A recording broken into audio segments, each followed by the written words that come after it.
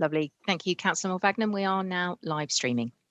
Thank you very much. Good evening, everyone, and Happy New Year to all the members who are here, and especially to the committee members of this special Performance and Finance Scrutiny Committee meeting on the 5th of January 2021.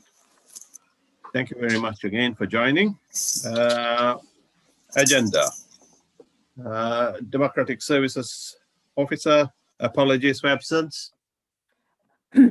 We've had apologies from Councillor Dan Adams and Councillor Sharon Galliford, and Councillor Barnett is substituting for Councillor Galliford this evening.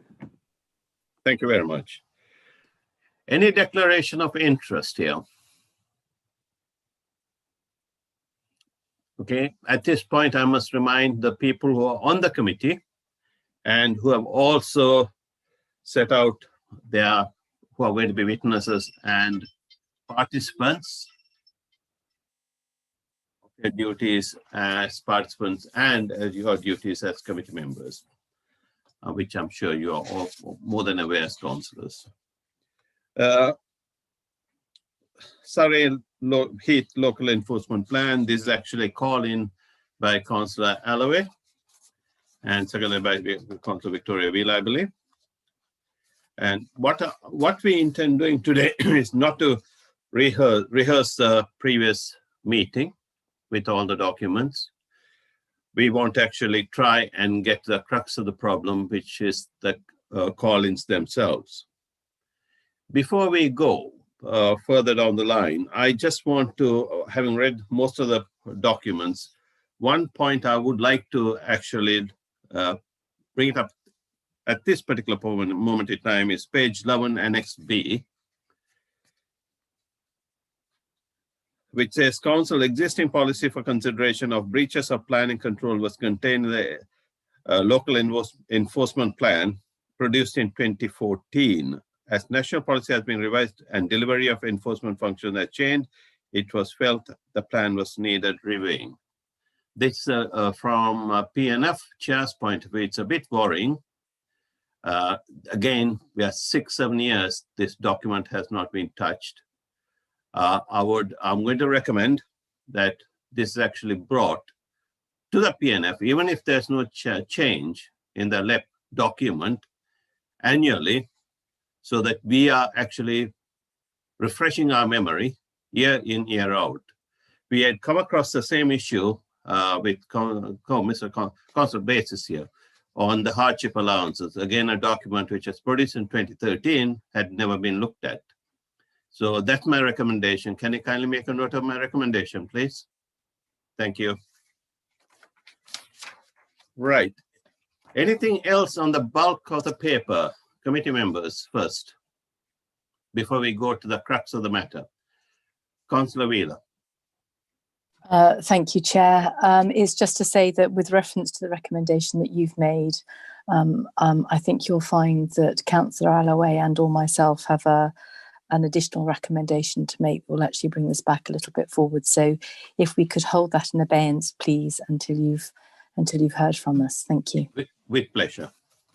Look forward to hearing from you and Councillor Alloway. Right. If there are no major points on the bulk of the documents, what I have agreed at the pre-meeting with the Democratic Services and the officers who attended, we are going to go straight into the yellow pages you would have received. This is where Councillor Alloway had called in. Just to remind the people here, and particularly the committee members, the witnesses, and the councillor who is actually called in, the lead calling member can speak for up to 8 minutes. These are kind of rules up which I believe are floating around. And other witnesses can speak for up to 4 minutes. We are not going to hold to this rigidly, but we will actually try and accommodate as much as possible as we go along. And when it comes to the decision, what we will be doing is fundamentally asking for recommendations, which whoever wishes to change or adapt or amend, those recommendations will be put to the committee. If it's accepted, it will be then sent on to the exec, then on to the full council. If not, it will remain the same as it had come before the call-in. That is to say, any amendments that have not been accepted will remain the same as per previously. Okay, can I ask Councillor Alloway to actually start off here on page number 61 on 1.0, please. Okay, thank you, Chairman. I thought I would just take 4 minutes or so just to give a bit of a recap of where we've got to, how we've got to where we are. And sorry if it sounds a bit scripted, it's because it is, and I'm hopeless at ad-libbing. So here we go.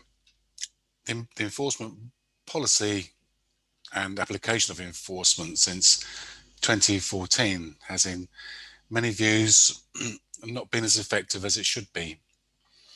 Now, this is not to criticise Julia and her team to deliver the best service with what they have to work with. In fact, Julia and her team does a great job to protect place and people amenity.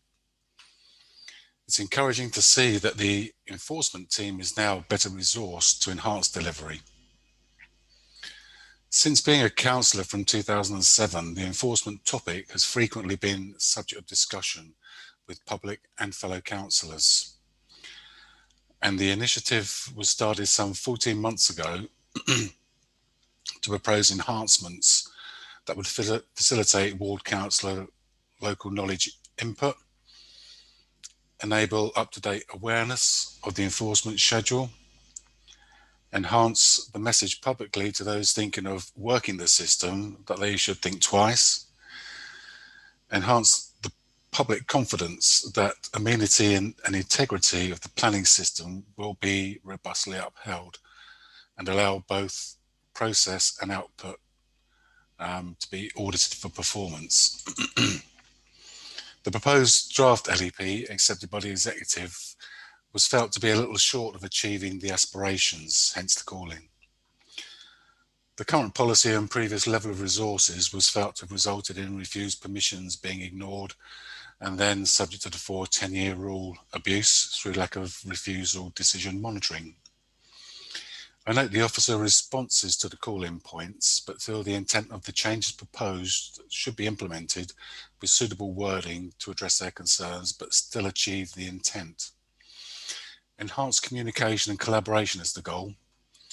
It is clear that the resources may need further increase, but it should be seen as required to achieve a fully functioning and robust enforcement system to support the integrity of the planning system. I believe it would go a long way to deter abuse and enhance public confidence. I would commend the output recommendations of this meeting to executive for consideration, and as I believe both officers and members will be generally in accord with the objectives, and now need the support of the executive to move forward. Up until yesterday, we've been liaising with officers to look at the wording of the proposals, and I think we've reached accord on the majority of them. But as each one comes up, I'm sure we'll just go through and debate it and see if members can support the recommendation. Thank you, Chairman. Thank you, Councillor Alloway. Councillor Wheeler, would you like to add something to that before we start looking at the points, as you were the seconder? Thank you, Chairman. Yes, I would. First and foremost, I'd like to reiterate the comments made by Councillor Alloway in praising the work that the department is trying to do with what has been up until now incredibly limited resource, and what I will think and sort of reserve that you may also feel continues to be too limited a resource for some of the actions that we should as a council be taking. We have gone a huge way forward with the proposals and the points that are raised, and having had a further meeting yesterday with Rhino and with Julia, we've moved further again, and we will go through those on a point-by-point basis. I think a lot of this does come down to public confidence. I know that different wards have different interactions with enforcement, and frustration with enforcement and frustration with planning matters. I know that I live in and represent one of the wards that creates quite a workload for Julia and her team, and Rhino and his team, because we are different to a lot of the rest of the borough. And I know that some of the councillors that are sitting here in some of the more less rural areas may well be wondering what on earth all the fuss is about. And I'm sorry that this to us is really important and possibly doesn't reach quite the same priority with some of the other councillors. It is evident and was confirmed yesterday that we have, due to the 4 and 10 year rule that Councillor Alloway mentioned a while ago, had to close some enforcement matters, which will be deeply frustrating for our residents. And I think that one of the steps that would be really grateful if we could look towards introducing is that absolute clarity. We've had communication back that for GDPR reasons, we can't do it and members can't see the full outstanding enforcement list. And I have emailed, and I'm sorry, it was literally just before the meeting started, to all of the members of the committee, to Julia and to all of the subs of the committee, an example of how other councils do it. And they vary across the piece. There are other examples outside of Surrey, but I've just chosen 4 within Surrey, and you will be able to see from that they have, both residents and members have a great deal of clarity around the outstanding enforcement matters. And those relate to matters whereby a planning application hasn't been submitted, and yet it is there and it is out in the public domain. So I'd like to pick up on that a little bit later. And just to reiterate that both Councillor Alloway and myself, and Councillor Alloway, you'll correct me, I'm sure, if I'm speaking out of turn on your behalf, that we do actually want to look at the executive having a formal reconsideration of the matter that we've called in, and for it to be formally reconsidered with the amendments that I'm hoping will be supported by this committee this evening. Thank you. Chairman, can I just come in here, please, if I may? Is Councillor Wheeler saying that we should be taking into consideration something that was sent to us 3 minutes in advance of this meeting? If that is the case, because she's got additional information that we should be looking at, is she suggesting, if we are to look at that this meeting is delayed, deferred until such a time as we have had the opportunity to consider it, or do we ignore the information that's been sent to us? Can I answer that point, Councillor Hawkins? Councillor Wheeler, literally, as most of you, I also saw it in the inbox literally a minute or 2 minutes ago before the meeting started. I would advise as a chair to Councillor Wheeler that if you were to refer to any of those incidents or any of the examples which you have sent out, it seems somewhat short notice for most of the committee members. Hence, I would actually strongly advise that we try and work during this period, during this committee time, within the facts we have, which I think is fair on all committee members. Sorry, Councillor Wheeler. Thank you, Chair, for letting me come back. Basically, we don't need to refer to it. That's just extra information that when we go through and when we're discussing other points, I just wanted to have absolute clarity and out to everybody that when I am saying other councils do it in a different way, there is evidence that's there to support it. So it's not something that needs to be looked at in any detail. It's just something that I would hate for anyone to think that I hadn't done research when I was hoping that you would support me in recommendations. Point taken. But during this committee meeting, we would actually take the information as produced by Councillor Galloway and his witness, which I understand is you, and also through the portfolio holder Adrian Page, Councillor Adrian Page, to whomever he wants to refer to. Councillor Page, unfortunately, you may not or may not have the knowledge to answer this. So I would have to come to you every time so that we keep the protocol and you could actually point to the officer if you need assistance in order to answer the question. Thank you. So we got the protocol out of the way. We are all on the same page. Thank you. Right, let's move on now to Councillor Allaway. Since you brought in point 1, the plan 1.6, maybe you want to speak about it. Again, it's up to 8 minutes. Try not to exceed it. Victor, Councillor Wheeler, you got 4 minutes as a witness. Thank you, Chair. Yeah, it will be very short. Won't be 8 minutes, that's for sure. So, point 1. I take it that the monitoring of retrospective refused or not agreed certificates of lawfulness planning decisions will be specifically written into the plan. But planning conditions attached to a grant would not be due to current resources. So the MPPF para 58 indicates the plan should convey how planning permissions will be monitored, which would include conditions.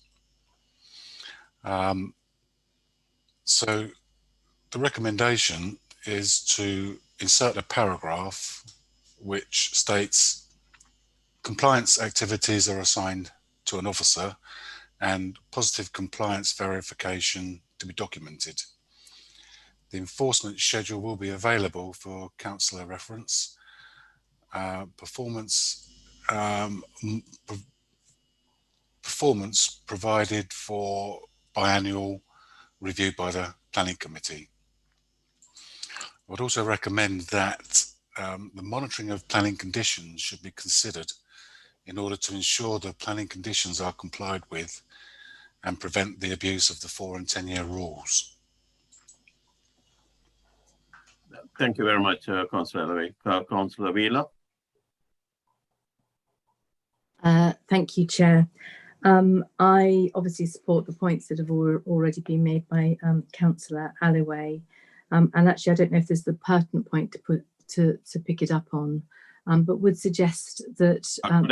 Could I interrupt you for a minute, Councillor Wheeler? Yeah, of course. If you can kindly keep to this particular point and try not to go to the other points further down the line, I would appreciate. Okay, in that case, I'll leave it as it is on this point with the statement that Councillor Allaway has already been made.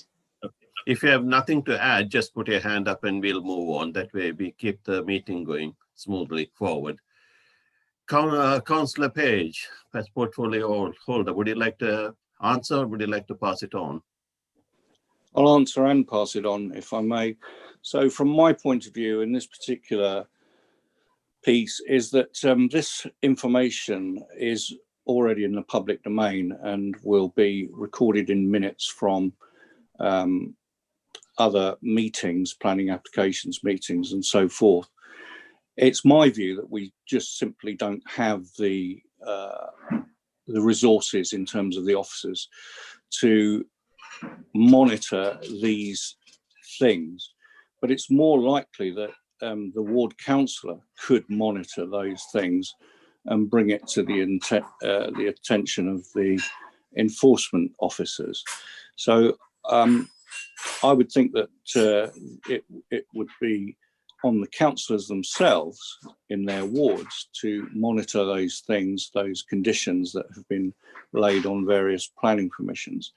I don't see how officers' time is well spent trawling over those things. But what I would say at this point is to pass over to Julia or Jenny or one of the team to pick up on that and state what their view is. Thank you. Officer Rickard. Thank you, Chairman. First of all, what I would say is today I've not seen any evidence of significant breaches, numbers of widespread breaches of conditions across the borough. You get a few people who are naughty. You always get that. But it's not widespread. The abuse is not widespread. It's not significant. It's not flagrant. And where it does occur, residents or councillors are always very quick to let us know of what's going on, and we deal with it as best we can. You know, our most significant enforcement actions are quite flagrant breaches of planning control. They're people who haven't bothered to even get planning permission. You know, it's not about monitoring conditions. So that's the first thing I would say, is that actually I think the request is disproportionate and requires disproportionate resource compared to the problem we have. And in terms of resource, we don't have enough officers to do that work. We don't have an officer dedicated to actually preparing a register of conditions. That would require a post in its own right, and we'd require 2 or 3 officers to monitor conditions and refusals. That's a significant cost to the council, and I rather suspect the council might want to see other areas being resourced ahead of something where there's no evidence of a widespread breach justifying that level of resource being required. I mean, that would be my initial response to that request. Thank you. Would you like anyone else to speak? I would perhaps ask Julia if she wants to say whether she's perhaps seeing breaches that I'm not seeing, but I'm not seeing any evidence that would justify that amount of resource. Thank you. Councillor Grenfell. Your mic is playing up. We are struggling to hear you. Can you hear me now? Yeah, it's still bouncing. Can you hear me now? Unfortunately, it's still bouncing. It's a bit difficult. Can you hear me now? Unfortunately not. It's not clear enough. No, you can't hear me. No, it's not clear enough, unfortunately. Wow. Maybe you can type in your answer and Officer Ricard can pick it up and reiterate it at some point. But just to move on, while you're doing that, is questions from committee members. Councillor Tapper. Thank you, Chair. I have to totally disagree with Officer Ricard on this particular point. A law which is not enforced falls into disrepute. And the more it becomes known that no matter what conditions are applied to a particular planning application, if it becomes well known that the council is not monitoring whether these conditions are followed or not, inevitably they will not be followed, and this will become more widespread.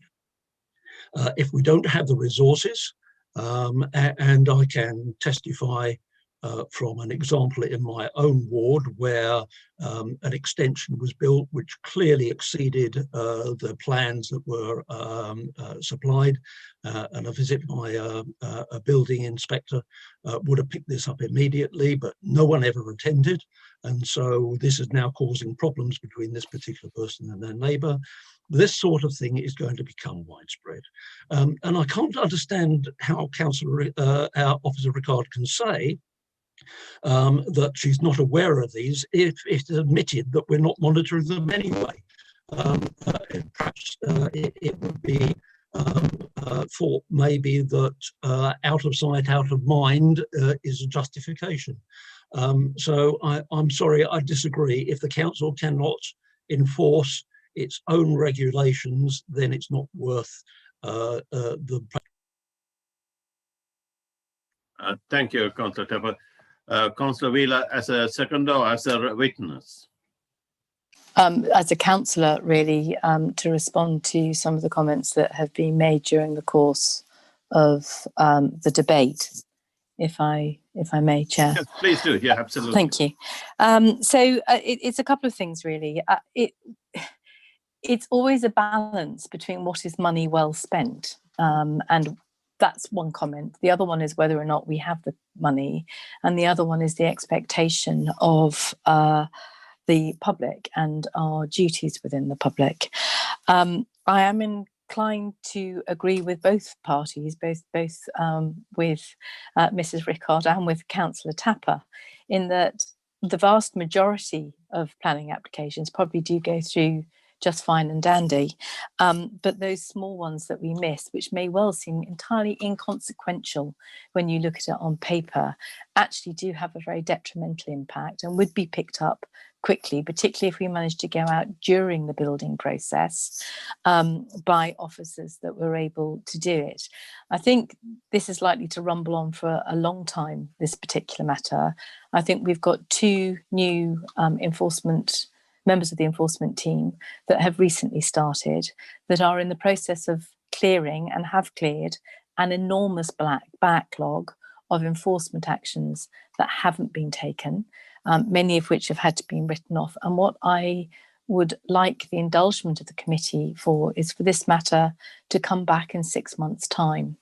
So to agree a halfway house whereby the register of conditions is something that we introduce for all planning matters that come to committee, because those plans that come to committee are more likely to be contentious on the basis that they've been called in very often by a member, because it's already something that has raised concern. And so for those register of interest to be recorded on a separate Excel spreadsheet against each one, and to be looked at as time enables by the enforcement team, and for a review of that to come forward in 6 months' time to see how we're doing. If it's felt at that point that more emphasis needs to be put on it, we would then need to make a proposal back to the executive as to whether or not they feel the funding of additional officers is something that they can support, or whether actually having a compromise is a good way forward. So I just wonder if that would be a sensible proposal at this point. Thank you very much. I'll come back. Officer Greenfield has joined. Do you want to say a few words on it? No, it's still bouncing. I'm afraid. Officer Rickard. Still can't hear me. No, yeah, it's I was bouncing. to say in response to the point raised by Councillor Wheeler was, in terms of the applications which go to committee, those tend to be the major applications where we are actually checking on the conditions. For the most part, we don't have a register, but the application, the approvals where we approve them require them to submit further information. So for the most part, those planning permissions are actually in effect being monitored. So we are doing that. I think the problem is all the hundreds of other planning applications rather than the big ones that we take through committee. But we are actually effectively monitoring those, and that's not a huge problem for us to maintain that register. Thank you very much. Any questions? Councillor Hawkins? Thank you, Chairman. Mrs. Rickard has actually picked up one of my points. The other point was, rather than bring this back to this committee, if you don't mind, I would suggest that a summation is brought back to PAC, because it is a planning issue, and that there is a review in 6 months of the where we are on the enforcement. And I'd also like to see just how many enforcement cases are carried out per ward. I don't disagree with what Councillor Wheeler was saying, that there is a large number of the complaints that I certainly hear relate to the more rural part of the borough, and I'm not aware of that many. I say that, I won't say any before Councillor Tapper starts jumping up and down on me, that many in relation to the urban part. But rather than, I would suggest it would be a useful document to bring back to planning as a spreadsheet, just to keep it for an informative, so we can track where we are, but but my understanding is that all consents granted are conditioned, and they are therefore have all those conditions attached, and they can be tracked. I'm just reluctant on increasing work for the existing officer cohort.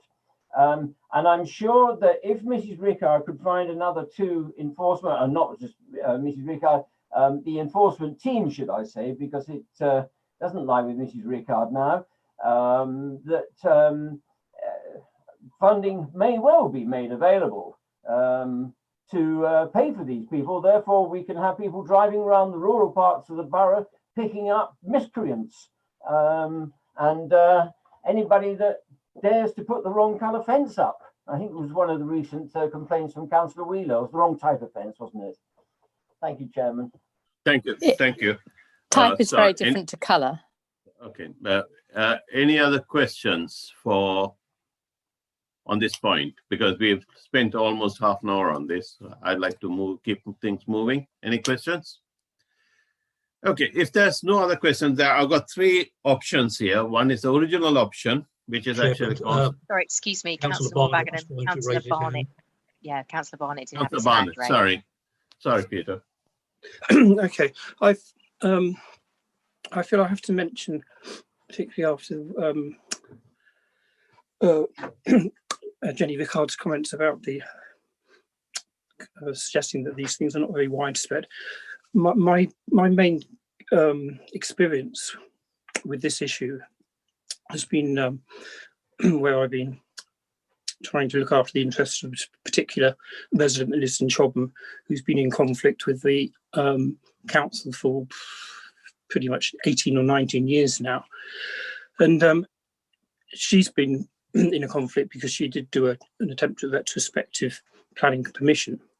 But during the whole of her period of conflict, which is still going on, she had all sorts of enormous problems with the council. And one of the things that she constantly did in order to try and defend herself was keeping a very watchful eye, particularly on the road she lives in and the areas in Chobham where she saw, I don't know whether we should say countless, several, but certainly a good number of breaches that she was constantly informing. Councillor Barnett, could I interrupt you kindly, please? Yeah. It's important that we don't actually refer to specific instances which have gone back. Yeah, well, that's what I'm trying to. Yeah, I'm trying to avoid that. Let's try and keep to I'm just this main say, point. Whether we need an officer, we don't need an officer, or do we bring it back in 6 months' time, which is a more sensible way forward.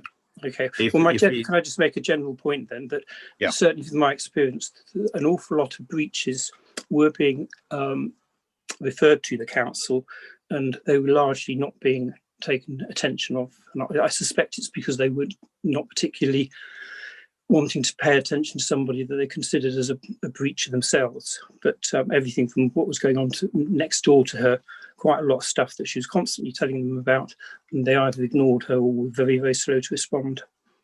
Thank you, Councillor Barnett. Right, what we have now on this particular point is I have 3 options here, right? I really genuinely want to take only one option. So one option is the last. I'll go from the last one, which is actually Councillor Hawkins's option, which is actually that it goes to Planning Committee, and the Planning Committee monitors and decides whether it needs one. Second option at this particular moment in time is from the second Councillor Wheeler, which is actually review it after 6 months. And we do have the original version, which is actually Councillor Alloway's version, which is actually get it done. If we have to employ, if the exec, if this paper goes back to exec has to employ an additional enforcement officer to carry this out, or they could employ someone who can work this particular option in to their workload. So we got 3 options. I do not want to actually take what do you call a vote on all 3. Yes. So what I'm going to do is actually I'm going to stick to the first recommendation, which is Councillor Alloway's. Others will be here for the rest of the night. Yes. And see whether Councillor Alloway is actually willing to amend his recommendation to accommodate these things. Councillor Alloway. The principle and of monitoring planning permissions and its conditions, I think is still clear as a requirement, the MPPF, which is set out how they will be monitored and the implementation of planning permissions. So I think in principle it needs to be done, monitoring conditions. I think it's been accepted that retrospective refused applications and certificates of lawfulness not agreed will be monitored for compliance. So the issue is resource availability for monitoring of planning permission conditions.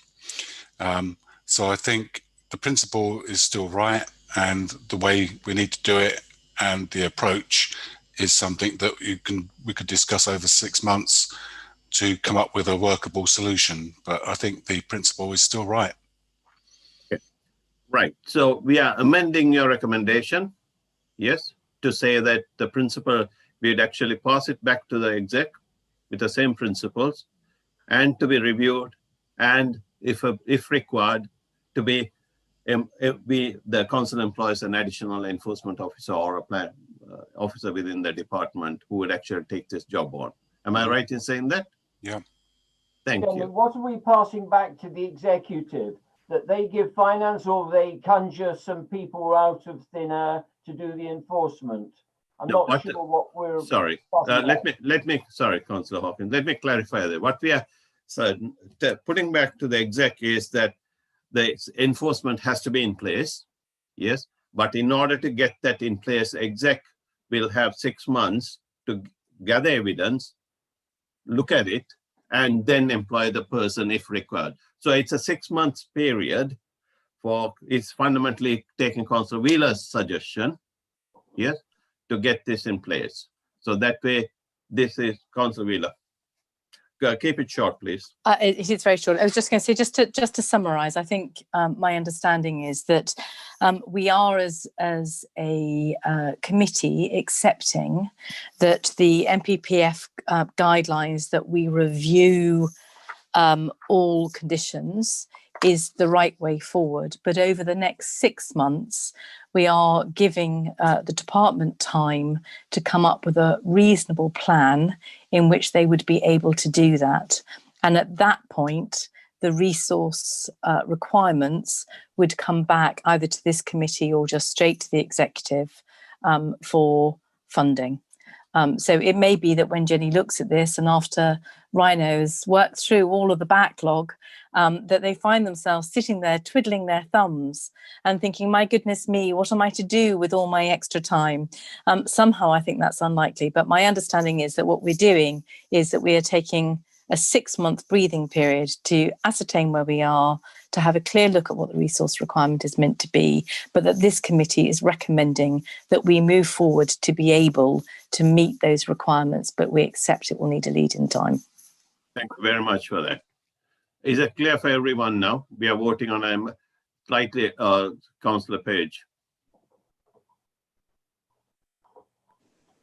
Not quite clear for me, Chairman. So if we were going to do this work and bring a paper back, where would the paper go?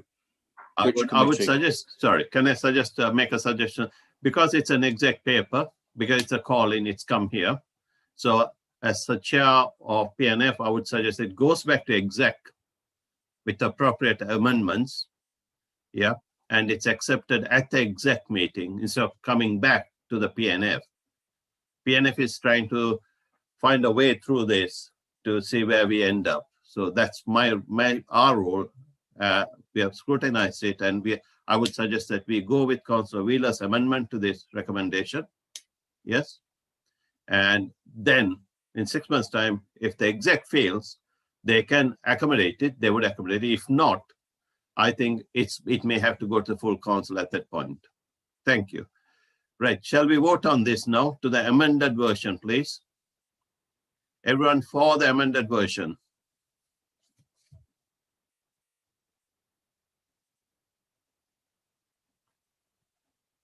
Unanimous, it seems.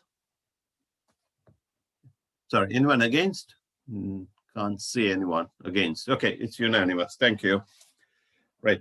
I sincerely hope we don't spend too much time on the other points. I'm sure we will, but it's just a hope, a simple hope. Right, moving on. 2.3 on page number 60. Am I right? Yeah, page number 62. Over to you, Councillor Allaway. Thank you, Chair. This proposal was really to bring the local knowledge that ward councillors can contribute to enforcement matters. The intention is not to have councillors fetter the decision of enforcement or compromise any court proceedings, but to allow councillors to contribute any pertinent facts that they can deliver to enact the best robust decision by the enforcement officers. Many councillors have lived in location for decades and have access to resources that can be material to the decision process. The clause proposed makes it a duty of the officer to ensure councillors are able to direct the officer to any material facts that may be relevant. So I know there was some concerns over the wording and how that could be interpreted and may compromise some operational elements. And an alternative wording was suggested by the officer for paragraph 2.3 in the plan, which essentially is what's written in paragraph 2.3, but adds in local ward councillors may be consulted where deemed necessary, which is the bit I have the problem with. And I would suggest that is reworded to say local ward councillors will have the opportunity to direct the officer to local knowledge, material consideration sources. So we're not actually providing evidence, which alleviates the officer concerns about us getting too involved as being witnesses, but we are consulted so that we can direct the officers to wherever the local knowledge is, which would be material to the decision. Thank you. Councillor Wheeler, would you like to add something? If not, I'm going to open it up to the floor. Councillor Hawkins. Committee members first. Councillor Hawkins. Thank you, Chairman. Material considerations is a planning phraseology in my understanding. And I think, yes, local ward councillors should be, it's agreed they'd be consulted, but for them to be pointing out material considerations, to the best of my knowledge, there are no ward councillors that are qualified planners. A lot of us may have skills which some of us might rate higher than others may rate those skills, but a material consideration is a planning phrase, I believe, unless I'm told otherwise. And I'm very nervous about councillors being placed or placing themselves in situations where they may be giving information and advice that is out of virus to their role as ward councillors. Yes, but certainly they are able now to speak with the planning officers and to give information which they feel the planning officer may not have taken into consideration. But I'm going to give way to Councillor Page and Mrs. Rickard, but I'm nervous on this one, I have to say. Okay, sorry, I misdirected the question. I should have gone to Councillor Page first. I'm sorry, Councillor Page. Councillor Page. No, that's fine. I think that there is already a process where councillors can be involved. They can call it in. I don't disagree that councillors have a great deal of local knowledge, which might be useful. I think that the placement of that knowledge and the opinion then of that councillor can be held at the call-in stage of any planning application. They already have the ability to do this. There is a process that Councillor Edward Hawkins will probably agree with me that that's available to councillors. So that should be the place that the councillor can get involved. Thank you. I would now bring in, I would come back to Councillor Allaway and Councillor Wheeler in a minute. I would bring in, if I presume Councillor Page, you want Officer Ricard to say a few words, yeah? Thank you.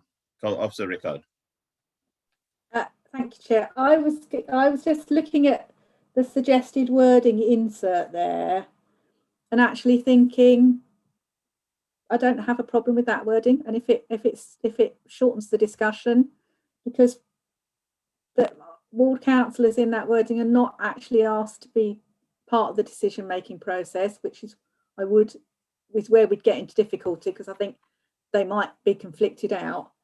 All they're asking is to be consulted to ensure that local knowledge is included, and in some cases they'll say we don't know anything, or we'd rather not be involved. And if it helps to shorten the debate, I'd be quite happy with that wording to be inserted in the plan. Thank you, Councillor Ricard. I think the portfolio holder is accepting the word changes to the word, and Councillor Hawkins has accepted it. Am I right? Yes. So if there's no further debate on this, sorry, Councillor Allaway. Beg your pardon. Thank you, Chair. Yeah, just to clarify, the call-in process is relevant to planning applications. We're talking about enforcement here. So it's the enforcement decision process I was referring to be able to contribute local knowledge in that process. Thank you very much for that. I was going to, I mean, nobody said I was going to add that in as well. Thank you for that. So we've reached a stage to accept, sorry, Officer Hovan, De Hovan. I'm sorry if it's as bad as my surname.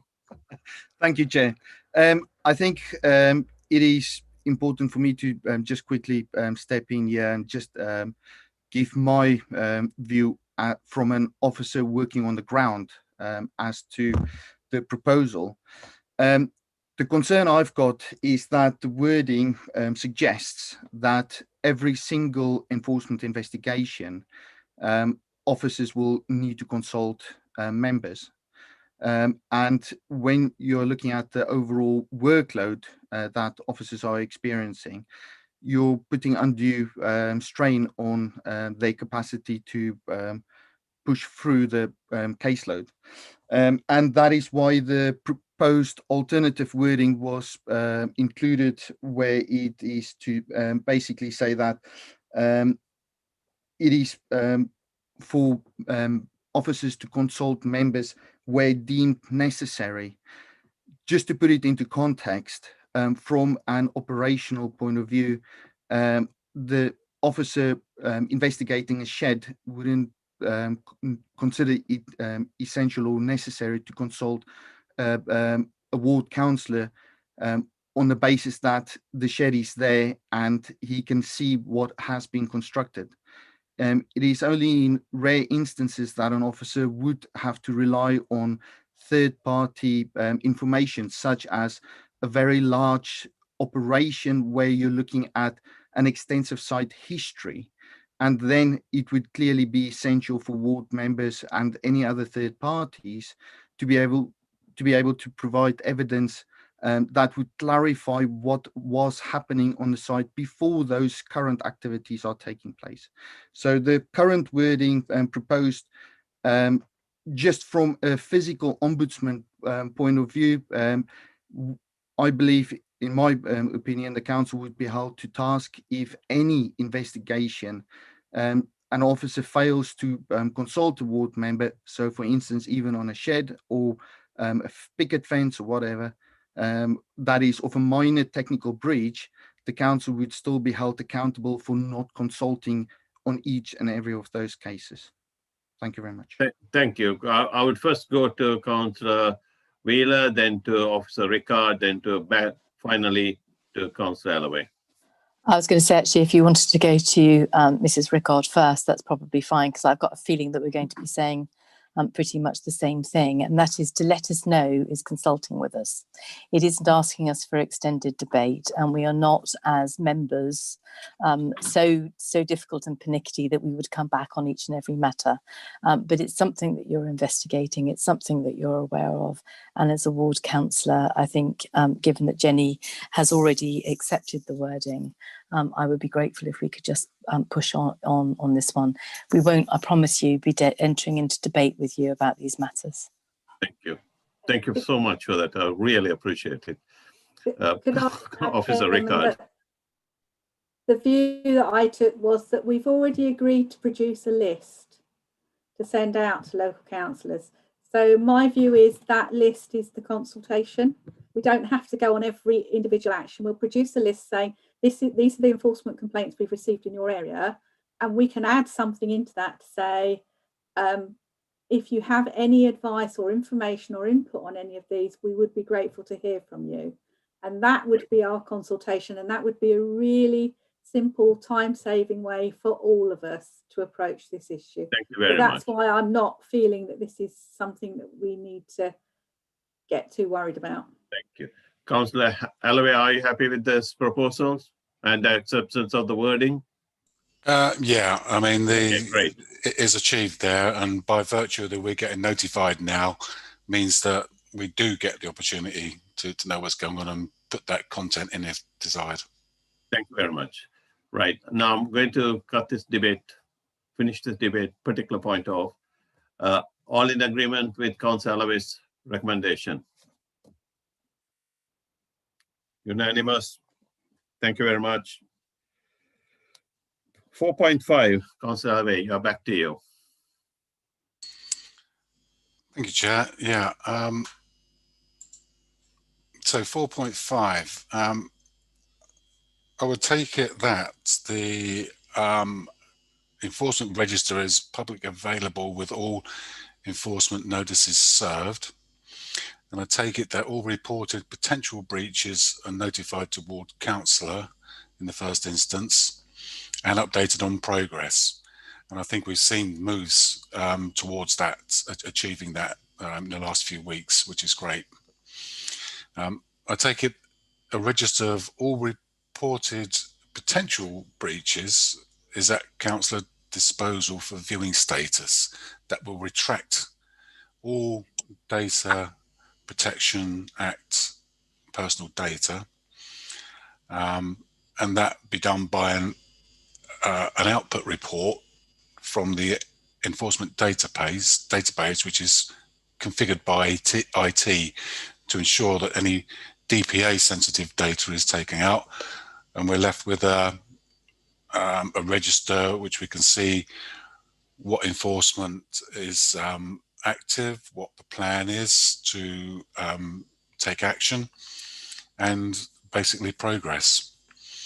And this will allow up-to-date progress awareness for councillors and prevent members chasing officers with excessive emails and phone calls. Thank you very much. Councillor Page.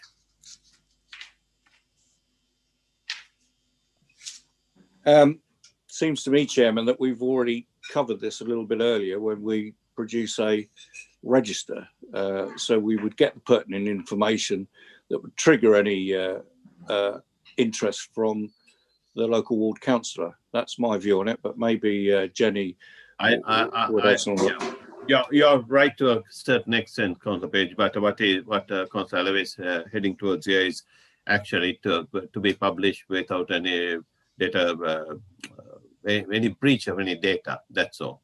Producing a list. Am I right in summary, Councillor Alloway?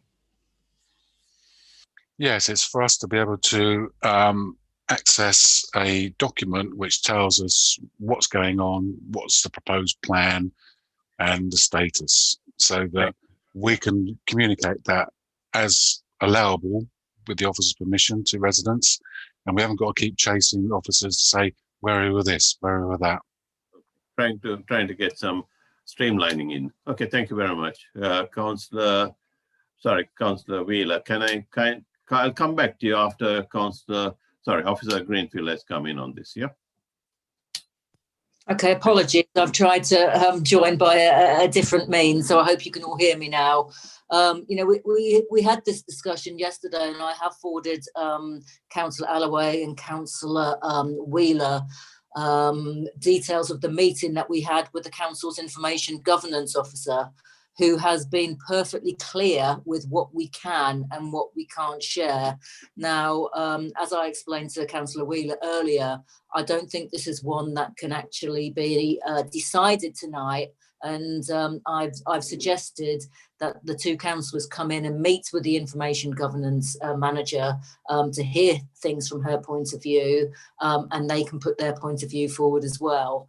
You know, like I said, we've already revisited this, and the information that we have is quite clear about what we can and can't share with councillors. I don't know if Jenny, you want to come in on that?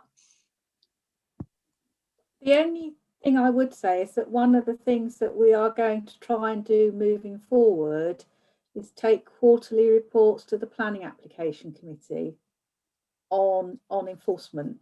So I think actually that quarterly report to committee will probably address most of Councillor Allaway's concerns. And I wonder if it might be worth us doing that for a year to see whether it does actually work and everything councillors need is in there. Because clearly, if they see something in the report that they've got questions about, at that point they can come back to officers and say, I'd like more information. But I think what we're worried about is actually risking breaching GDPR by publishing more information. But we'll have checked all and anonymised it all for that committee report. So I think that will actually cover the matters which Councillor Allaway is raising, because that's something else we'd like to do now, is actually get some proper regular reporting to committees now that we've got more officers.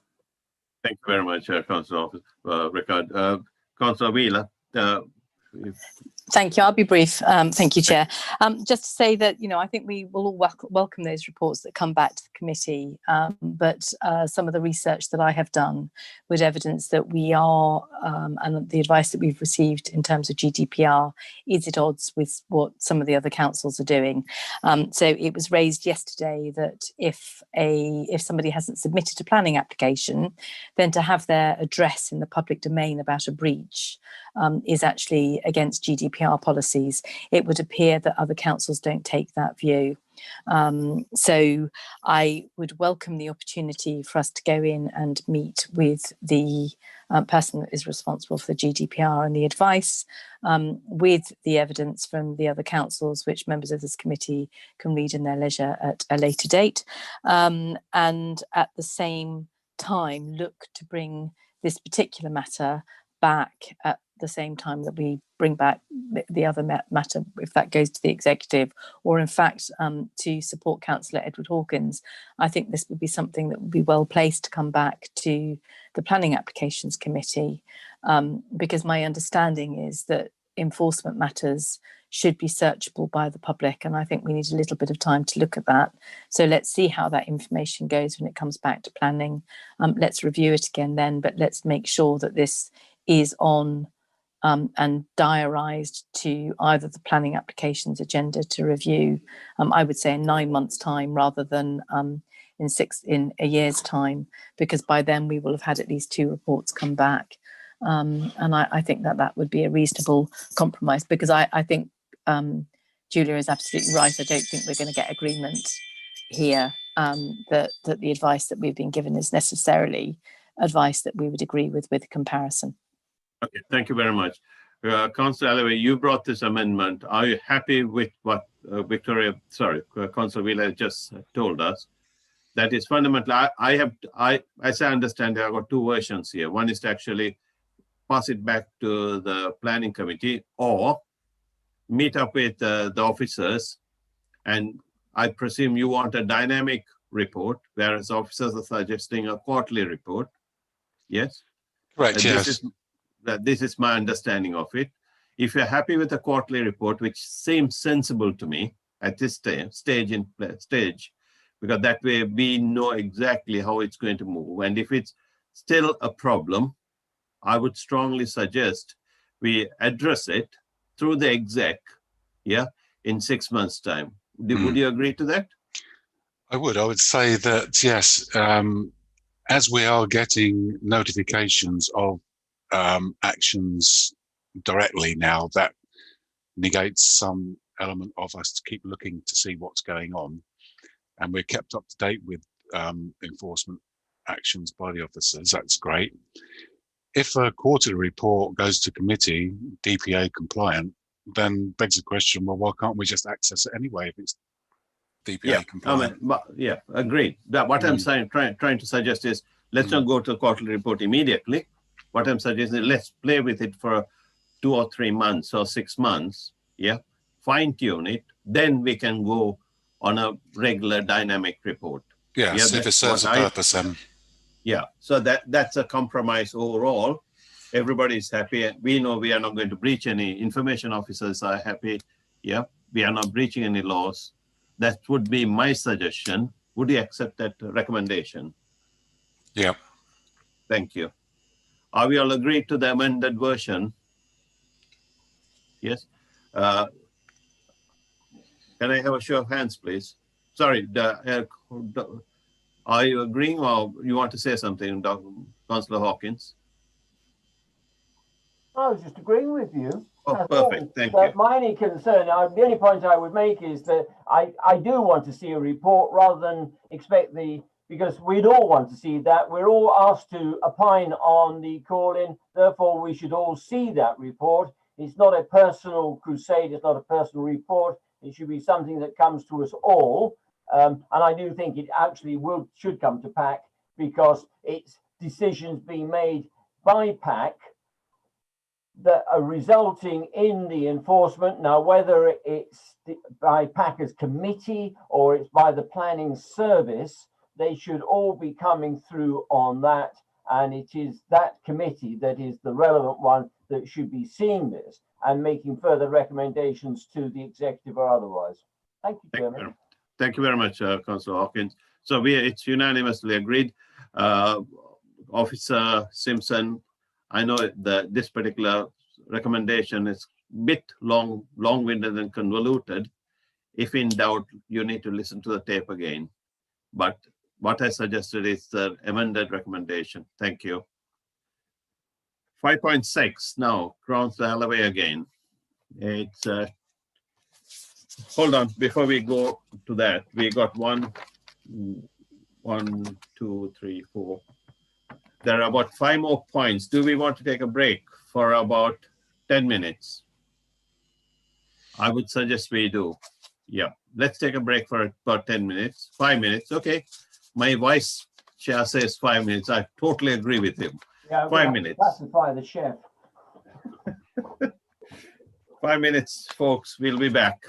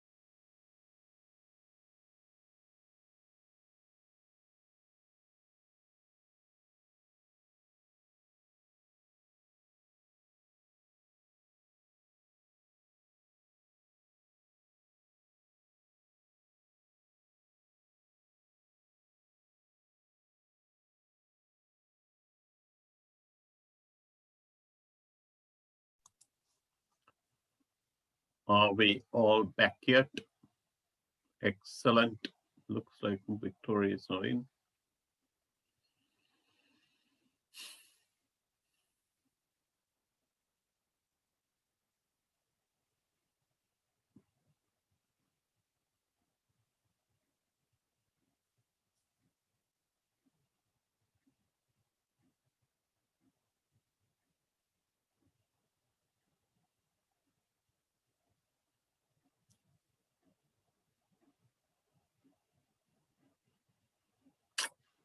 Okay, are we ready to go? Only Victoria Villa is not in yet.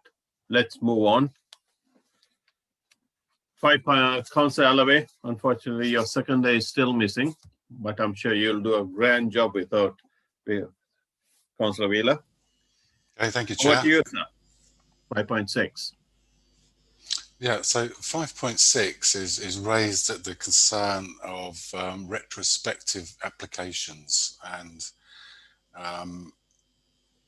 being used as a method to get or to influence granting of permission because it's already done. In 5.6, the comment is suggesting that many breaches of planning control occur because the applicant simply did not realise permission was required. I think any judge would tell you ignorance of the law is no defence, so I wouldn't advertise the fact that they can plead it. And I would suggest that that's taken out and it's inserted that applicants are highly recommended to seek planning advice when contemplating development. Because the intent of retrospective is a facility to correct in a technical oversight or minor error to plan with credible mitigating reasons, not an alternative willful route to circumvent application process. And there's been lots of case law examples where the attempts have been made to use the 4 and 10 year rule to subvert due process.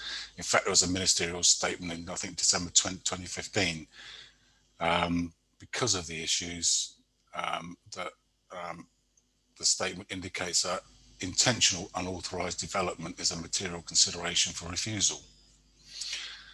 So the proposed neutral but assertive statement to replace the current one, I think is sound advice and prevents potential wrongdoers, if you like, the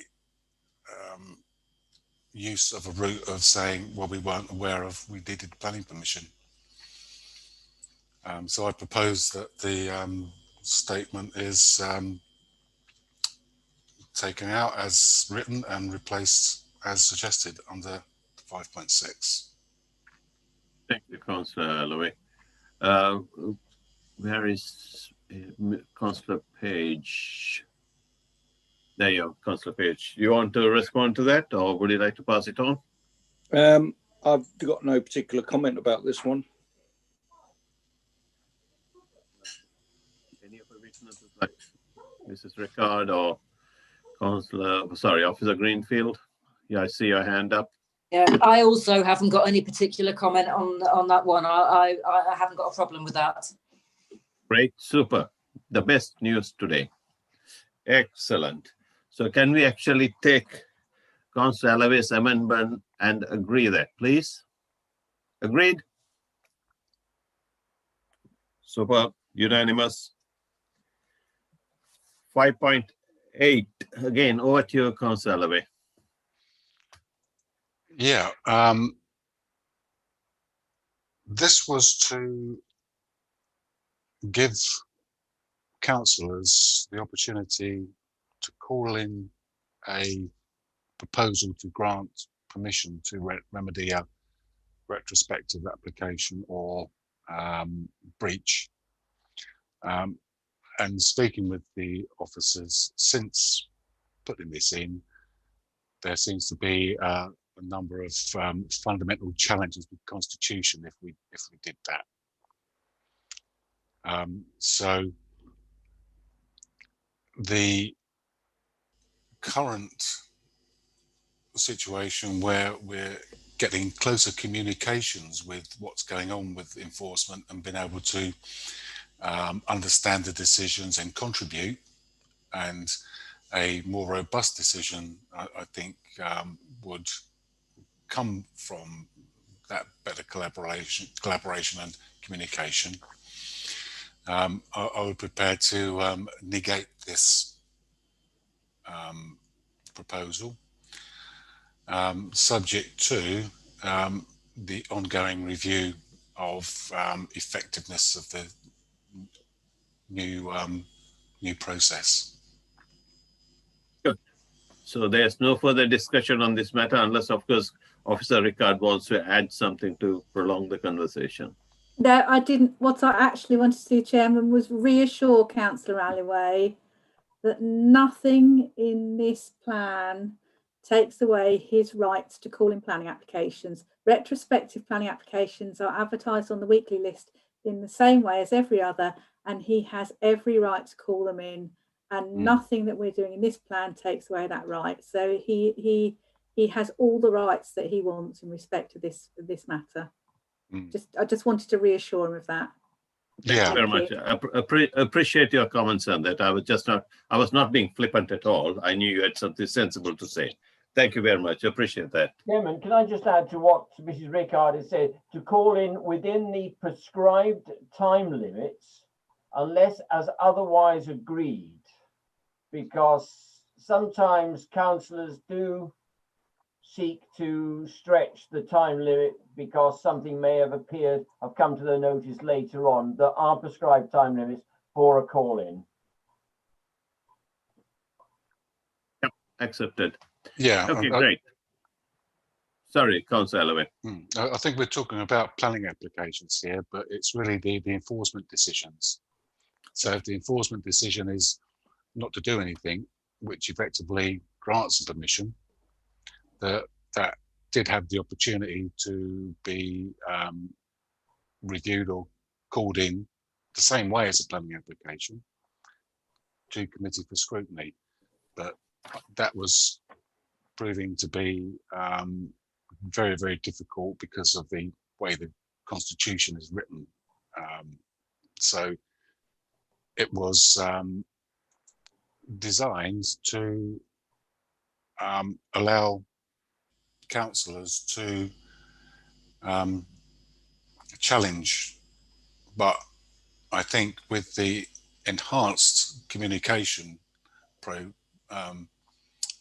process that we're setting in place, with councillors being able to be aware of all of the enforcement actions as they progress and contribute, then it is very much more likely that a decision will be reached that isn't going to cause a lot of grief with councillors. So that's the understanding that I would negate that proposal and just monitor it as we go on to see if it works. Thank you very much, Councillor Alloway.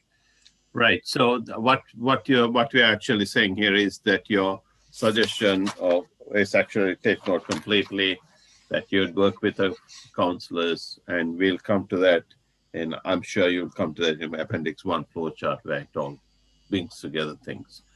Great. Next one, please, Councillor Alloway. Okay. So this was regarding where the... Sorry, just to make it very clear, there's no vote taken on it because you're taking it off. For the record, I'm stating there was no vote on this matter. It has been taken out. So you're on to the next point, please. Yeah. Yeah. Yeah, so that's 516, yeah? Correct. Yeah. So I take it that this proposal has been accepted and have been receiving notifications of all enforcement activities as they begin, and that the wording suggested that the decisions would be relayed to the complainants, but the complainants quite often won't approach councils directly. They'll go through their elected representatives because they're fearful of any repercussions from the people that they are raising the complaint against. So it was to just ensure that the ward councillor would get, well, we kept in the loop and would be communicated of what the decision is proposed, that can be relayed back to the resident. Thank you.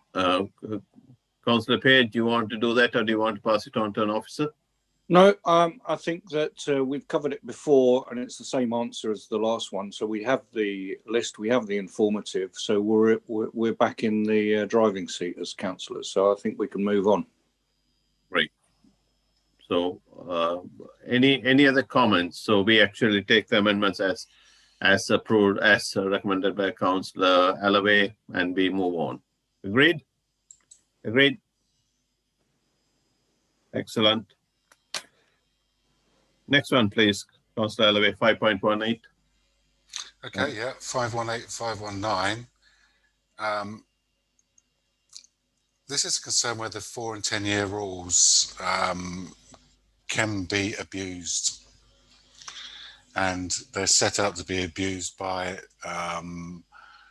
concealing or keeping what's been done out of the realms of being discovered or noticed, and that these 4 and 10-year rules are quite often used to get immunity from enforcement or change of use agreed en route to potentially legitimise what would normally be a refused development. And it is a potential route used to avoid putting in proper applications that the applicant may fear will fail on policy. It's accepted that case law injects some uncertainty and each situation is judged on its own unique circumstances. But the principles set out and the criteria are appropriate, such as deliberate or partial undetected concealment in the Welwyn case, and are considerations for not granting immunity from enforcement or agreeing development is lawful. However, it would undermine the integrity of the planning control if an unacceptable development becomes acceptable or lawful simply by the passage of time. So current planning policy and case law must be applied and satisfied to become lawful or agreed by effective monitoring and enforcement. Once the effective monitoring of refusal and planning conditions is effective, the 4 and 10-year rule abuse should be curtailed. So my recommendation is that, okay, I accept the officer concerns that the proposed statement as presented could jeopardise legal action, and in that light I would delete that proposal, and that the deterrent to circumventing the planning policy is adequately stated in clause 5.24. Thank you very much for that. Councillor Page, you moved around. Ms. Councillor Mansfield joined and you've been shifted around on my screen. Councillor Page, I can see you now. Hi. You would accept it, and shall we move on? Yeah. So we're taking that one out. Yeah. I understand that. It was just, we took a long time getting there. Thanks. Thank you. So no vote on that for record. We've deleted it, and Councillor Allaway is happy with what is discussed with the officers. Thank you. Now we are on to Appendix 1 flow chart. Councillor Allaway. Yes, so my request was that the flow chart be updated to indicate where councillors are now positively involved in the process. I must admit to something. Councillor Allaway did send the flowchart on to me. As I saw it, the amendments had not gone through into the document which has been circulated to the members or the committee members. Could I kindly suggest, subject to these further changes we have actually put where the member interaction is coming in, this is particularly through Councillor Page to the officers, can we have a revised flow chart produced and agreed and circulated to the committee members and to the exec, and it's incorporated within the council documents? Is it accepted? Chairman, before Sorry, I've had a chance to look at the flow chart, if I get it right way around, and there's a line in there where it says, is planning permission likely to be granted for the development? It's one of the lines, you know, the two lines coming down. I'm very nervous about seeing that in there because you can't actually advise on whether planning permission is likely to be granted, depending on whether I misread this. Like you, I haven't had a chance to sort of study it for too long, whether I've misread this, because you don't know if whether planning permission is likely to be granted until all the material facts are taken into consideration, along with policy documents, etc. And I don't know whether this is a long-standing flowchart or whether that's one being put together. It's interesting, I must say. I do love flowcharts, but I just nervousness on that one, and you know, there are a number of issues on this that I have that prima facie I'm nervous, but I'm nervous about this whole exercise that councillors are putting themselves in the into a difficult position, or being asked to be put into a difficult position. And I really am nervous. I come back to my point that councillors are potentially acting out of hours. But I'm interested on that point about that box on is planning permission. But if you're saying let's take it away and get an officer or get a more detailed report, that's fantastic. That's what I would suggest, because there have been quite a few comments which have come out of this meeting, Councillor Hawkins. So I would suggest that it's taken away by Councillor Allaway and Councillor Wheeler, along with Councillor Page and the officers, and revisited and put together with all what we have discussed so far, and it is acceptable to all parties concerned. That is that's what I would highly recommend we do, than try to go through the entire flowchart right now, which will only confuse most committee members. Is that acceptable? Yes, certainly. Agreed. Some of the things that have been agreed so far and have been put in place will just need including, basically. Yeah. So it's bringing it up to date, and then see where we are. See if that satisfies all the concerns. Yeah. Thank you very much. So that's a recommendation, Office Democratic Services Officer, if you can kindly note that. At this point, I actually want to ask the Democratic Services Officer to actually incorporate within the PNF. This is a recommendation from the chair, that any work that has been outstanding, which has been put forward as outstanding, we should actually have incorporated into our next set of minutes, so that we can keep a track of things that needs to be done, and a date on it, completion date or whatever it is. So officers can review it, sign it off saying it's done. So at the next meeting, when we go through the minutes, we will make sure it's been done, that it doesn't roll over forever and a day. Councillor Allaway. Yeah, may I ask, I don't know if this might be something you want to adopt in all other groups and committees as well, that the minutes are actually issued 7 days after the meeting, so everyone's clear on what the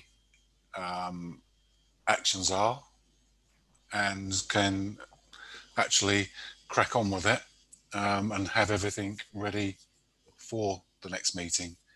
Thank you. Sometimes I find getting the minutes 7 days before is probably too late, because I haven't remembered what was actually agreed in some of the meetings.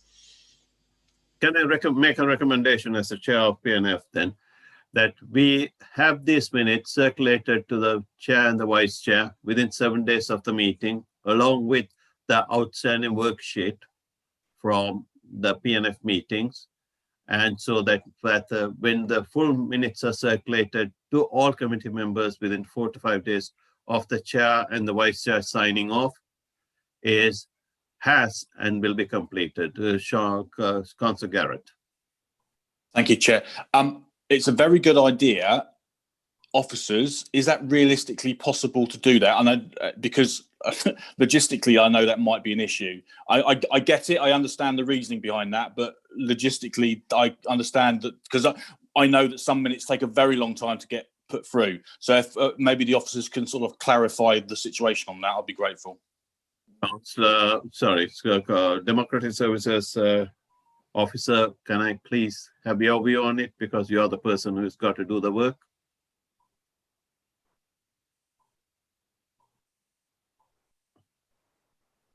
Wherever possible, we do try and get them published within a week. However, as Councillor Garrett alluded to, we do sometimes run into issues with people not being around to approve them and sign them off, and sometimes it does take longer, but we do try and get them out within a week.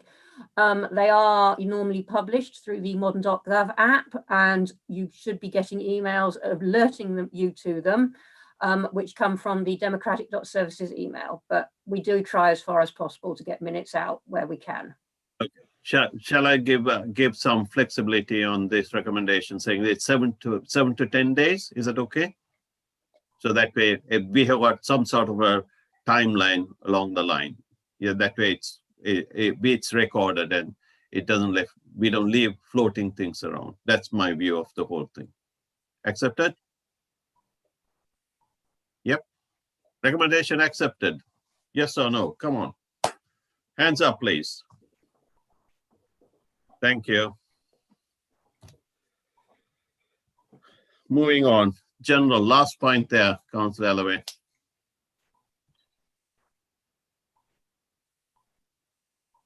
You're muted. Okay. Sorry, yeah. Yes, the general point there, and after further officer discussions, has brought awareness of the restructuring of the enforcement within the council in its many guises to enable a better internal collaboration and use of resource. The proposed 18 months for review of the enforcement organisations does seem a bit of a long time, and perhaps interim performance audits should be conducted to ensure things are on track for planning enforcement, with a full review of the new structure effectiveness after 18 months if desired. So the recommendation I would make is that annual planning enforcement plan review to ensure all legislation changes incorporated. Process performance audits should be 6 monthly to verify intentions and outcomes of enforcement are yielding results. A member monitoring group to be set up and key objectives established with officers relating to performance. Thank you. Councillor Page, you moved again. There you are. Councillor Page, you want to respond to that?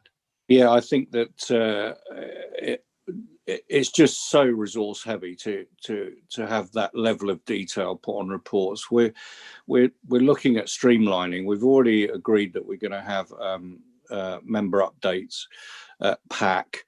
We've already decided that we're under-resourced and we were going to look at that going forward. And the other thing is we can incorporate an enforcement update in the portfolio holders update meetings. That's the way I would think I would determine that. I know that Jenny has spoken before with me about this, and she may have something to add. Officer Rickard. All I was really going to say was that given that we're talking about taking the quarterly reports to Planning Applications Committee, and I wonder if that's the better way of monitoring performance, because the reports we produce will automatically show what's happening. So if members have a concern, they're able to raise it when those matters are being reported to that committee. Thank you. Councillor Betton. Thank you, Chairman. This will probably drive people nuts, but I would strongly recommend that the council looks at introducing a quality management system like ISO 9001. We have introduced it in my business, which operates across 3 continents, and 1 person did that. And since it's been introduced, it runs itself. I've worked in very large organizations, and they've all introduced ISO 9001. It's a pain to start with, but once it's there and once it's operational, you really, really do get the benefits. So that would be my recommendation, to look at ISO 9001. And I can see people shaking their heads, and yes, I know that's my basic gut instinct too, but it does work. Thank you, Officer Livingston. And then Councillor Garrett, sorry. Officer Livingston first. It was just really to state that it is actually something that Councillor Allaway brought up with us, I think at the last scrutiny meeting when we brought the performance report. And it's just to say to Councillor Betton, it is something that we're looking into, and that I am due to report on that action. So I will be coming back to let councillors know with regards to what the viewpoint is. I'm not saying we're adopting it. I'm just saying I do know that request has been made, and I am looking into that with the performance team.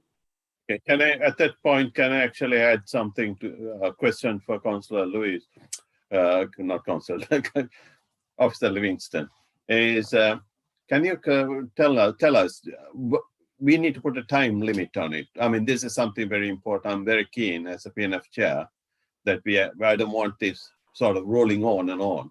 We set a time, get it done. So we have done that, and we move on. The council has to move forward. So I'm so keen on that kind of part of it. Can you give us a date or a deadline by which you would come back to the exec or to the PNF committee and said, we have done it, this is our proposal, or this is our recommendation? Just come back, Chair. Yeah, I was looking to report back. I'm afraid I won't make it for January's PNF, but I was looking to make sure we come back by March's at PNF.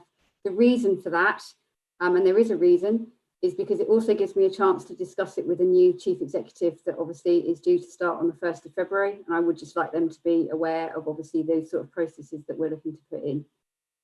So we shall mark it for March, PNF. Yes? Mm-hmm. Thank you. Councillor Garrett and then Councillor Hawkins. Thank you, Chair. Yeah, I've got mixed feelings on ISO 9001 as someone who has recently done it. I get ISO 9001. I understand what it is. The work that I do, we have ISO 9001.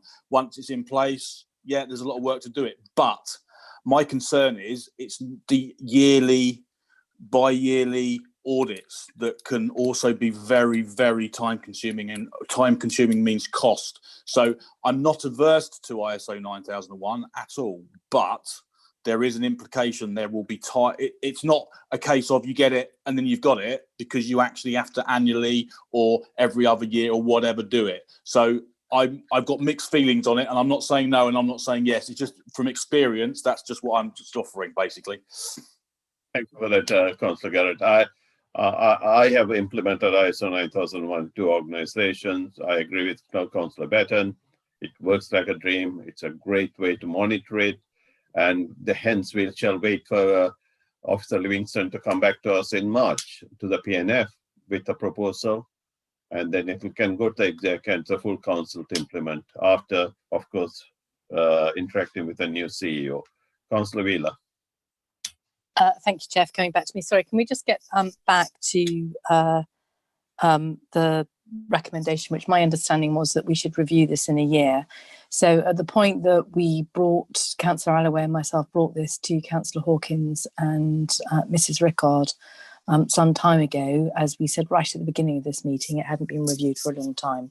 So we're not suggesting a full review. We're just saying that this is something that should come back for review on an annual basis, given that planning law seems to change at the whim of the government every half hour. And then back again, depending on who it is that's got the ear and where they live. So I think that's basically the recommendation. So could we please say that we have got support, that we will recommend back to the executive that this is a policy that is reviewed on an annual basis before we get too distracted by other things, if that's okay. Thank you very much, Councillor Villa. I would wholeheartedly accept your recommendation. So I'm going to now, without much of a call me in, but I gave way, rightly so, for Councillor Wheeler. I beg your pardon. Sorry about that. I have a number of views. I have a number of different views, but I'll keep mine. Pleased to hear that. As Mrs. Livingston says, we have a new chief executive coming in, and I think it would be wrong, unfair of us to tie the chief executive's hands. And yes, I mean, let's look at all these wonderful things. ISO 9001, it's a bit like BREEAM in buildings.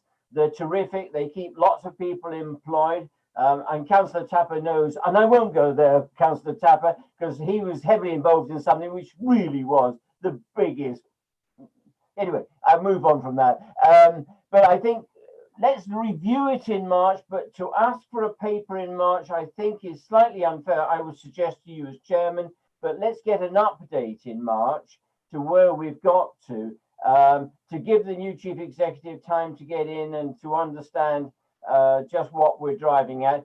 And I'm watching your clock on your aim, and so far you've failed by about 42 minutes actually, but you've done very well all the same, and I congratulate you. I have. You've got us to this stage, on which can we please finish, because I'm getting hungry. Thank you. I have indeed. I'm trying to push it along as fast as I can, but sorry, Councillor Hawkins. Okay, great. Councillor Allaway, and I presume that's the last point, and we need to actually wrap this up now. Yeah, so I agree. An annual review of the plan is common sense, really, to make sure it's relevant, up to date, and includes all legislation. The things that are being reported to the Planning Committee on enforcement is one set of results. What I'm actually driving at is the process audits. All of the commercial sector adopts 9001, and it's basically common sense and good practice to audit your process to make sure it's still effective and identify change and improvement. Thank you very much, Officer Livingston, then Officer Rickard. Then I'm going to wrap this up. Thank you. It's just to say that we do have an internal audit system as well that obviously does have a role, and it does obviously audit all of our processes, and we do have a programme for doing that and reporting that back to councillors. So my review needs to take that into consideration. So I will make sure that I look at it holistically and bring an update back in March. Thank you very much. I appreciate that. Councillor Rickard. It was really to say the decision as to whether to go for something like ISO 9001 is really outside of the local enforcement plan. That's a kind of a much wider council corporate issue. So I just to question whether it's something we need to agree tonight for the local enforcement plan, given that it's outside of it really, and you've still got that point in front of you. Yeah, thank you very much. That's a recommendation. I was going to put it to the committee now, which is the recommendation which has come through Councillor Wheeler, which is the annual review of the of this document to PNF, annually, so that even it's updated, so we get it updated. If it's not updated, it just comes back for a tick box operation. Yes, Councillor Rickard. Sorry, Officer Rickard. Sorry. So can I just check? So if we, because it's actually quite a lot of work reviewing the whole document. So if we just bring a note to you that says, this is what's happened during the year, therefore we need to change the paragraph wording from this to this, and there's just a really short, quick thing, rather than the whole document all the time. Is that fine? I'm very happy with that. I'm I'm very happy with that, because that gets put in to the existing document, so it becomes a whole document. Yeah. Very happy with that. Thank you. It's monitoring and incorporating change. Yeah, well done. Those are the right words, Councillor Allaway. Looks like you've done this for a living. A wasted life, I can tell you. Yes, Thank you. probably. Okay, if there is no other business, are we all happy with today's events? Oh, sorry, Officer Dewan. Thank you, Chair. Just for housekeeping purposes, can I ask for Appendix 2 and 3 of the local plan to be struck off? These are living documents, and officers would like to be able to review them at ad hoc moments throughout. So for the purposes of the actual plan, they're only being referenced in the appendices and attached as appendices. They are not actually forming part and parcel of the living document itself. So that is why I'm just asking for both of these two documents to be struck off from the plan as such. I as a chair, I wouldn't know back end of this document to the front end. So could I kindly ask Councillor Page and Officer Rickard, and in this case, as these amendments or general amendments are brought in by Councillor Allaway, to actually work together to ensure that these documents can be struck off? Yes, Chairman, it's fine. The appendices are actually the forms that we asked to fill people to fill in. So it would make sense to try and keep those up to date quite regularly. And I think there are a couple of things in there which we think aren't right. And the forms themselves don't form part of the policy. So it would actually make sense to take them out, is what we're really saying. Yeah, you can modify them without having to issue the whole policy again. Exactly. Thank you. Yes. Chair, I just wondering, did we need to vote on that last point, or did we not need to vote on it? Okay, cool. Thank you. Can we have a vote on the last point, please? Thank you. If there's nothing more to add, like Councillor Hawkins said, I have failed in my duty by 44 minutes. Two more minutes than when it was pointed out to me. Well done, though, Chair, because that was quite a difficult meeting, and you run very well. Councillor Malvagnam, sorry, can I just interrupt here? We haven't quite finished. Well sorry. Done. No, it's perfectly fine. You are here to help me. Please just go just for the purposes of wrapping this committee meeting up and the call-in, we do need to decide what you want to do going forward with regard to this executive decision. If you look at page 4 of your agenda, there are a series of options under section 3. Right. Yes. Rather than reading them all out, looking through my notes this evening, it looks like generally we're in agreement with the executive decision, but we're adding informatives to the decision maker. Would that be a correct summation? No, Back to you, Councillor Malvagnam. No, it's not. It's not, because there are specific recommendations which are coming from the yellow pages, which actually replaces the executive decision. That's the whole point of the call-in, which we have discussed point by point. Sorry, I'm just trying to as a summary, but to go out back to the executive when we report back to them. It's kind of, you're looking at option 3, really. Yes. Referring it for reconsideration. Yes, correct. Absolutely. Absolutely. Yeah. Could I just have a quick show of hands just to confirm that? Thank you. Can I suggest the final wording is agreed with the chairman and vice chairman, and we'll all agree to it? In consultation with Councillor Allaway, I would have thought. Yeah. Yes. Very much. Yeah. Well, everything is recorded, so we know what we are talking about, I hope. Am I right? Speak for yourself. Okay, great. Thank you very much. Thank you. And thank you very much,